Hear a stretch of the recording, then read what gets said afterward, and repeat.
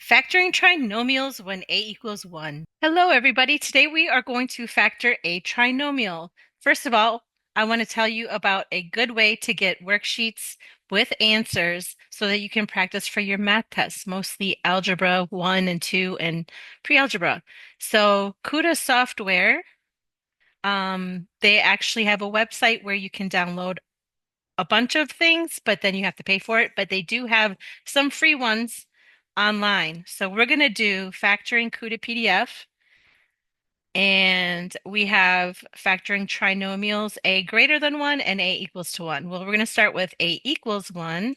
Click on it, and here's the worksheet. So usually has a couple pages of problems and then a couple pages of answers. So I'm going to show you how to do one. So let me zoom all the way in here. And when they say a equals 1, that means the term in front of the first term, which is squared. This one right here is 1. We'll do another number bigger than 1 a little bit later. All right, so what you do is, if you know about foiling, it is kind of the opposite of that. So I call it reverse foiling, by the way. I don't know if other people call it that or not, but anyway, first of all, you think, okay, what times what is b squared? That's pretty easy. It's just b times b.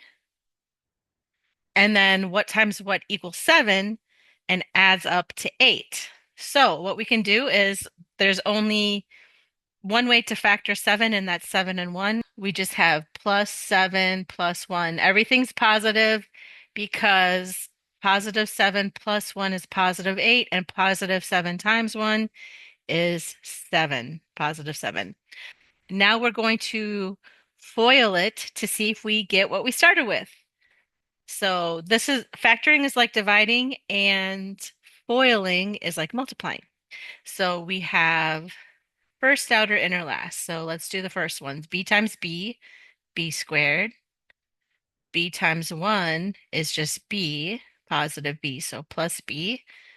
7 times b is 7b. And 7 times 1 is 7. So now we can add the two middle terms, and we have b squared, and then 1b plus 7b is plus 8b plus 7. So pretty easy if you don't have a number in front of the b squared. Let's check our answer. B plus 7, b plus 1. You could have b plus 1, b plus 7 also. It doesn't matter which one comes first because it's going to multiply to be the same thing. All right, let's try another one. Okay, let's do one that this one has a minus and a plus. So let's see if we can figure this one out. Okay, so b squared, that's just b times b. And then what adds up to negative 6 and multiplies to be 8? So there's a couple things we can multiply to be a positive 8.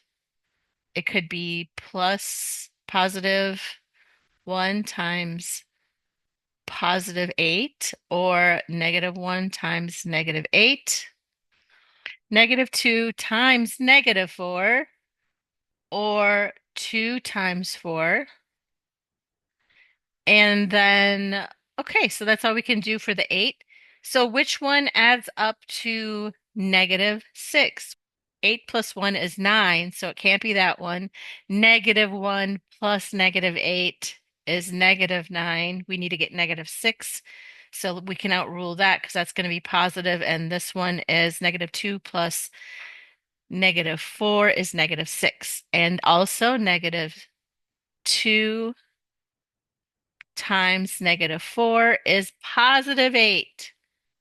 So if you multiply it, two negatives make a positive. If you add it together, negative 2 minus 4 is negative 6. So we got it. And let's check our answer.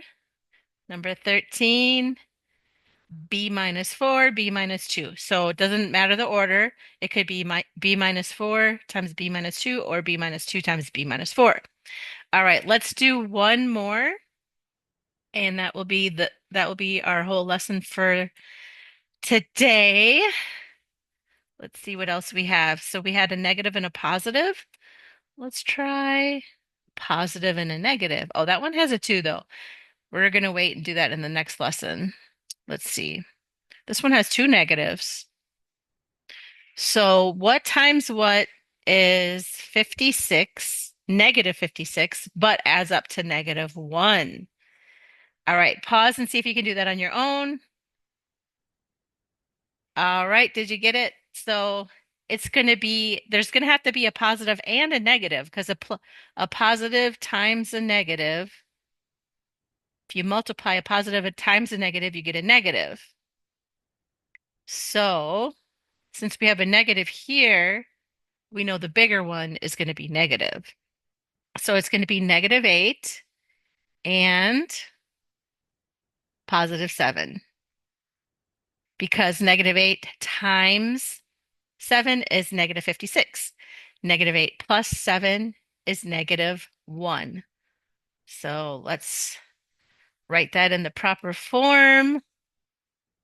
N minus 8, N plus 7. And if we FOIL to check our work, we get N squared plus 7N minus 8N minus 56. If we add the two middle terms, we're going to get N squared minus 1N or minus N minus 56. So we did it right. And just to check our work, let's see if we did it right. We got it right. N plus 7 and N minus 8.